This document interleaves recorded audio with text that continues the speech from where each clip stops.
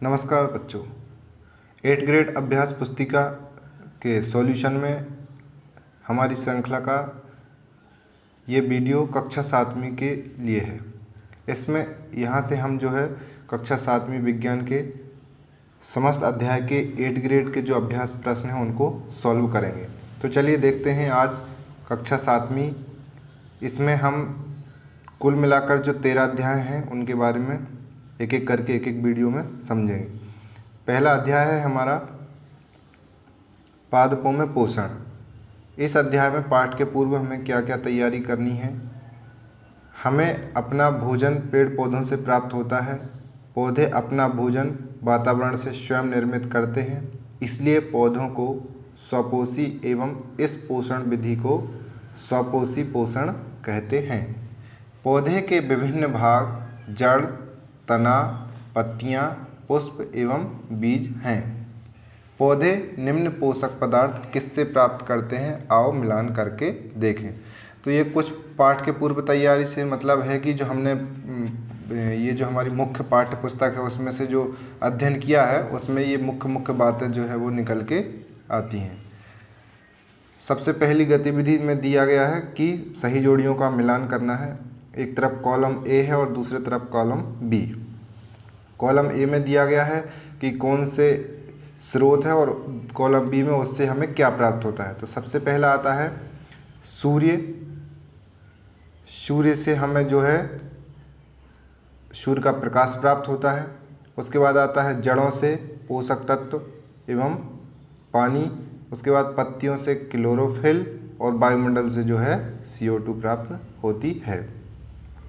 इसके बाद हमारे वस्तुनिष्ठ प्रश्न शुरू हो जाते हैं। सबसे पहला है सही विकल्प चुनकर लिखिए। इसका पहला प्रश्न है जैसा कि हम जानते हैं कि हरे पौधे जल, क्लोरोफिल और कार्बन डाइऑक्साइड द्वारा सूर्य के प्रकाश की उपस्थिति में प्रकाश संश्लेषण की क्रिया करते हैं। प्रकाश संश्लेषण की क्रिया के पश्चात बनने वाले उत्पाद युग्म हैं। तो प्रकाश संश्लेषण की प्रक्रिया में क्या क्या बनता है, इसका ऑप्शन आंसर हो जाएगा option D, carbohydrate plus oxygen. इसके बाद हमारा दूसरा प्रश्न है बूझो ने टेलीविज़न पर एक कार्यक्रम में ऐसा पौधा देखा जिसकी पत्तियां घड़े के आकार में बदल जाती हैं तथा वह पौधा छोटे छोटे कीटों का शिकार करता है। बूझो जानना चाहता है कि वह पौधा कौन सा है। तो यहाँ पर एक कीटभक्षी पौधे की बात हो रही है और कीटभक्षी पौधा होता है नेफेंथस या घटपर्णी। तो दूसरे प्रश्न का आंसर हो जाएगा ऑप्शन डी।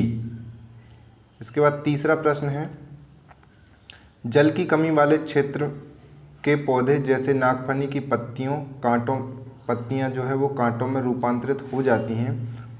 ऐसे पौधों में प्रकाश संश्लेषण पौधे के किस भाग द्वारा होता है। तो इसका आंसर है तना द्वारा। नागफनी में क्या होता है कि इसकी पत्तियां जो है वो कांटों के रूप में बदल जाती हैं ताकि जल का जो है हानि कम हो। तो जब पत्तियां कांटों में बदल जाएंगी तो प्रकाश संश्लेषण किसके द्वारा होता है, तने के द्वारा, क्योंकि इसके तने का रंग हरा होता है। चौथा प्रश्न आता है रेगिस्तान में पाया जाने वाला ऐसा पौधा जिसकी छाल दवा के रूप में काम आती है और उसकी लकड़ी में कीड़ा भी नहीं लगता है। इस पेड़ की फलियों की सब्जियां बनाई जाती हैं, बताइए उसका नाम क्या है, ये बताना है। तो इसका आंसर हो जाएगा बी, खेजड़ी। पांचवा प्रश्न है मैं एक पाइप जैसी संरचना हूँ और विशेष कोशिकाओं से बनी हूँ। मेरा मुख्य कार्य पादपों में मृदा से जल और पोषक तत्वों का परिवहन करना है, बताओ मैं कौन हूँ। तो इसका पांचवें का आंसर है ऑप्शन बी, जाइलम। उसके बाद हमारा मुख्य दूसरा प्रश्न आता है दिए गए शब्दों में से चुनकर रिक्त स्थानों की पूर्ति कीजिए। तो ऊपर 5-6 ऑप्शन दिए गए हैं, उनमें से चुन करके जो है एक एक खाली स्थान में भरना है। पहला है ऐसे पौधे जिनमें क्लोरोफिल नहीं पाया जाता है तथा जिनमें प्रकाश संश्लेषण की क्रिया नहीं होती है, ऐसे पादप पोषण के लिए खालिस्तान का उपयोग करते हैं। तो इसमें आ जाएगा परपोषी प्रणाली का उपयोग करते हैं। दूसरा है अमरवेल पौधा होते हुए भी अन्य पौधों से अपना भोजन प्राप्त करती है। अमरवेल एक खालिस्तान पौधा है। तो अमरवेल जो है वो एक परजीवी पौधा है। तो दूसरे का आंसर हो जाएगा परजीवी। फिर है तीसरा प्रश्न, वायुमंडल से मुख्यतः खालिस्तान द्वारा पादप CO2 प्राप्त करते हैं, तो जो है इसका आंसर हो जाएगा पत्तियों। चौथा प्रश्न है, सहजीवी अपना आवास एवं भोजन एक दूसरे के साथ बांटते हैं, तो चौथे में आ जाएगा भोजन। पांचवा है, सभी जीवों को जीवन यापन के लिए ऊर्जा की आवश्यकता होती है, ऊर्जा का सबसे बड़ा प्राकृतिक स्रोत सूर्य है, तो पांचवें का आंसर हो जाएगा सूर्य। प्रश्न क्रमांक 2, अति लघुत्तरीय प्रश्न की हम बात कर रहे हैं। इसका मुख्य प्रश्न जो है वो दूसरा वाला,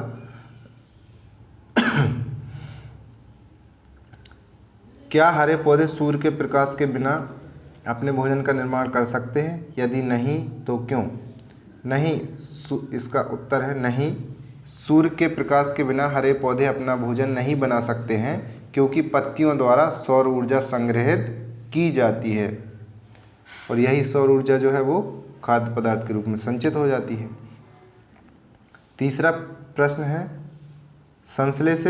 स्वयं संश्लेषित विधि से क्या अभिप्राय है? तो इसका उत्तर हो जाएगा खाद्य संश्लेषण की वह विधि जिसमें सजीव अपना भोजन स्वयं बनाते हैं स्वयं संश्लेषित विधि है। उदाहरण के लिए पौधों में प्रकाश संश्लेषण द्वारा स्वयं संश्लेषण होता है।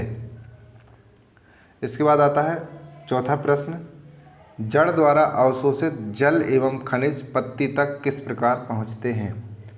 तो इसका उत्तर हो जाएगा जड़ द्वारा अवशोषित जल एवं खनिज वाहिकाओं द्वारा पत्तियों तक पहुंचाए जाते हैं।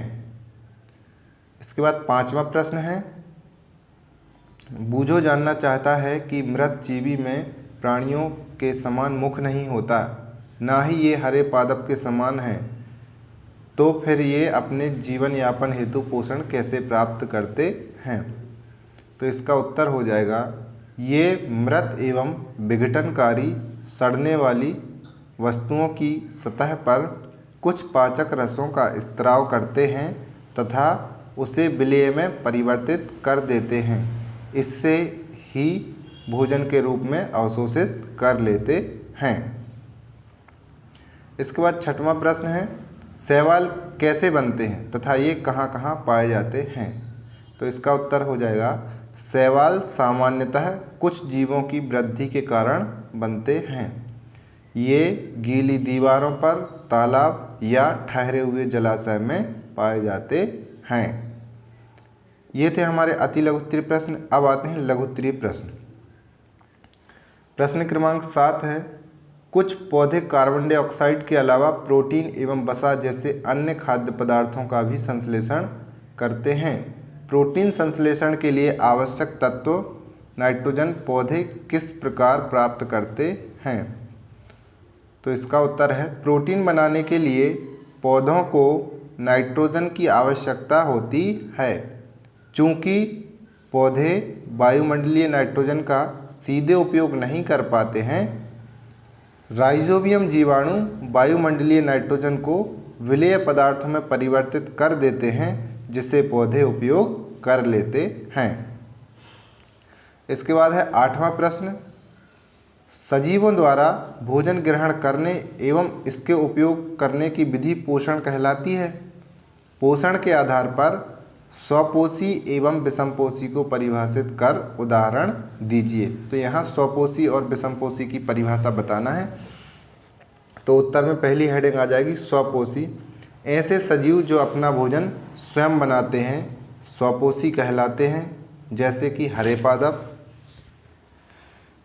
विषमपोषी ऐसे सजीव जो पादपों द्वारा संश्लेषित भोजन ग्रहण करते हैं विषमपोषी कहलाते हैं। इसमें आ जाते हैं सभी जंतु, मनुष्य सहित जो भी समस्त जंतु हैं वो विषमपोषी में आते हैं। 9वां प्रश्न है, यदि नागफनी के पौधे को ज़्यादा नमी या जलीय क्षेत्र में लगाया जाए तो क्या होगा? तो आप लोगों को पता ही होगा कि नागफनी का पौधा जो है वो रेगिस्तानी इलाकों में पाया जाता है, जहाँ पानी कम होता है। तो वो पौधा जो है पानी के अनुसार अनुकूलित होता है, कम पानी के अनुसार। परंतु यहाँ पूछा गया है कि यदि हम उसको ज़्यादा पानी वाले क्षेत्र में लगा देंगे तो क्या होगा? तो इसका उत्तर हो जाएगा नागफनी का पौधा कम जल वाले क्षेत्रों में पाया जाता है, जिससे उसमें जल का वाष्पोत्सर्जन बहुत ही कम होता है। यदि हम अधिक नमी या जलीय क्षेत्र में इसे लगाएं तो उसमें पानी की मात्रा ज़्यादा हो जाएगी और पौधा सड़ने लगेगा। तो ये हो जाएगा 9वें प्रश्न का आंसर। उसके बाद 10वां प्रश्न है, बूझो अपने खेत में कुछ वर्षों से लगातार एक ही फसल को बुआई करता आ रहा है, उसके खेत की फसल पर प्रतिवर्ष क्या प्रभाव होगा और क्यों? तो इसका उत्तर बनेगा, खेत में कुछ वर्षों तक लगातार एक ही फसल बोने से मृदा में पोषक तत्वों की धीरे धीरे कमी होने लगती है और फसल उत्पादन कम होने लगता है। लगातार एक ही फसल बोने से उन पौधों द्वारा किसी विशेष पोषकों का निरंतर उपयोग किया जाता है, जिससे मृदा में उन पोषकों की कमी आ जाती है। इसके बाद आता है 11वां प्रश्न। इसमें 2 पत्तियां दी गई हैं, एक लाल कलर की है और एक हरे भूरे रंग की है। उपरोक्त दिए गए चित्र को देखकर बताइए कि प्रकाश संश्लेषण की क्रिया किस पत्ती में होगी और क्यों। इसमें से ये बताना है कि प्रकाश संश्लेषण किस में होगा। तो आप लोगों को पता ही होगा कि पत्तियों का रंग चाहे हरा हो, नीला हो, लाल हो, पीला हो, पर प्रकाश संश्लेषण तो सभी में होता है। क्यों, अपन उसका आंसर देंगे इसमें नीचे। चित्र में दी गई दोनों पत्तियों में प्रकाश संश्लेषण की क्रिया होगी क्योंकि दोनों में ही क्लोरोफिल उपस्थित होता है। चूँकि एक पत्ती का रंग लाल है, वह इसलिए है क्योंकि लाल रंग के वर्णक ने क्लोरोफिल को प्रच्छादित कर दिया है, मतलब जो है उसको ढक लिया है। इसके बाद आ जाते हैं दीर्घ उत्तरीय प्रश्न। दीर्घ उत्तरीय में 12वें नंबर का प्रश्न आएगा, राइजोबियम जीवाणु से आप क्या समझते हैं? यदि राइजोबियम जीवाणु नष्ट हो जाएं तो मृदा पर क्या प्रभाव पड़ेगा? तो इसका आंसर है, कुछ विशेष जीवाणु मृदा में पाए जाते हैं जो वायुमंडलीय नाइट्रोजन को विलेय पदार्थ में परिवर्तित कर देते हैं, राइजोबियम जीवाणु कहलाते हैं। ये सामान्यतः दलहनी पौधों की जड़ों में पाए जाते हैं। यदि राइजोबियम जीवाणु नष्ट हो जाएं तो मृदा में नाइट्रोजन पोषक तत्व की कमी हो जाएगी और फसलों पर इसका विपरीत प्रभाव पड़ेगा। तो यदि मृदा में जो है राइजोबियम जीवाणु नष्ट हो जाएंगे तो नाइट्रोजन की कमी हो जाएगी और फसल उत्पादन घट जाएगा। इसके बाद आता है प्रश्न क्रमांक 13। इसके 2 प्रश्न हैं, आ और बा। तो पहले आ देख लेते हैं। इसमें 3 डिब्बे दिए गए हैं। पहला डिब्बा सूखे ब्रेड का टुकड़ा बंद डिब्बे में है, उसके बाद नमी युक्त ब्रेड बंद डिब्बे में और नमी युक्त ब्रेड खुले डिब्बे में। उपरोक्त क्रियाकलाप के आधार पर बूझो जानना चाहता है कि किस डिब्बे के ब्रेड में रुएं जैसी संरचना ज़्यादा एवं जल्दी दिखेंगी और क्यों। इस प्रश्न का मतलब ये है कि कवक जो है पहले किस डिब्बे में लगेगी, किस डिब्बे में रखे ब्रेड में लगेगी। तो इसका आंसर हो जाएगा, उपरोक्त क्रियाकलाप में से तीसरे डिब्बे के ब्रेड में रोए जैसी संरचना ज़्यादा और जल्दी दिखेंगी, क्योंकि कवकों के लिए नम एवं उष्ण स्थान सबसे अनुकूल स्थिति होती है। ये नम एवं उष्ण स्थान पर शीघ्रता से उगते हैं और वृद्धि करते हैं।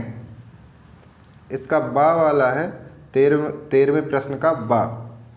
प्रकाश संश्लेषण की क्रिया ना होने से मानव जीवन पर क्या प्रभाव पड़ेगा, व्याख्या कीजिए। मानव सहित सभी जीवों का अस्तित्व प्रत्यक्ष या परोक्ष रूप से पादपों द्वारा निर्मित भोजन पर निर्भर करता है। इसके अतिरिक्त सभी जीवों के लिए परम आवश्यक ऑक्सीजन भी प्रकाश संश्लेषण के दौरान निर्मित होती है।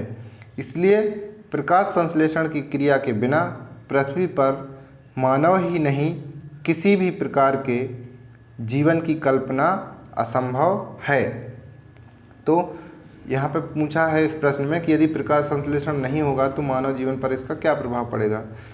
तो देखिए प्रकाश संश्लेषण में जो भोजन बनता है उससे पौधे बढ़ते हैं, वृद्धि करते हैं, उनमें फल आते हैं, फूल आते हैं, मतलब उनका जीवन चलता है और वही पौधे हमारे लिए भोजन होते हैं या उनके भाग जो हैं वो भोजन होते हैं। तो जब हमें भोजन ही नहीं मिलेगा तो हम कैसे रह पाएंगे। दूसरी बात, भोजन के साथ साथ ऑक्सीजन भी समस्त प्राणियों के लिए अति आवश्यक है और वो ऑक्सीजन जो है प्रकाश संश्लेषण की क्रिया के दौरान ही बनती है। इसलिए यदि प्रकाश संश्लेषण की क्रिया नहीं होगी तो ना तो जीवों के लिए भोजन की व्यवस्था हो पाएगी और ना ही ऑक्सीजन की। इसलिए प्रकाश संश्लेषण के बिना इस पृथ्वी पर जीवन संभव नहीं है। इसके बाद आता है नेक्स्ट क्वेश्चन 14 नंबर का।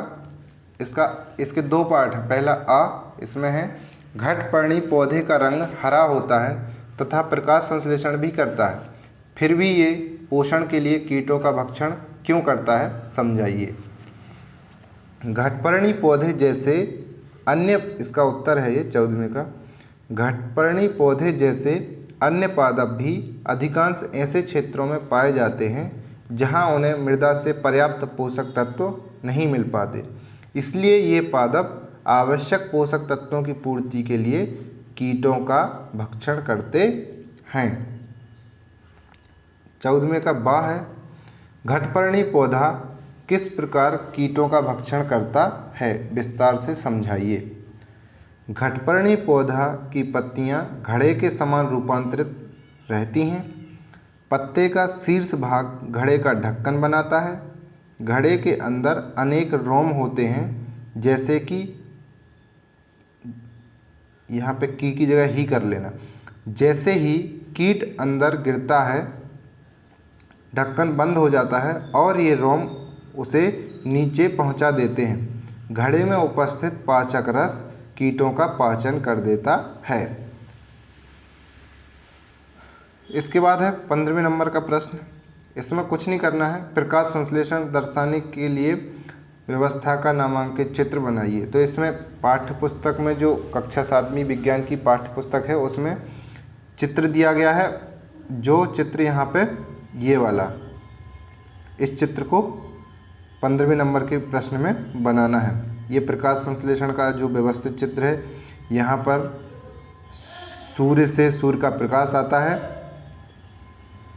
और जो है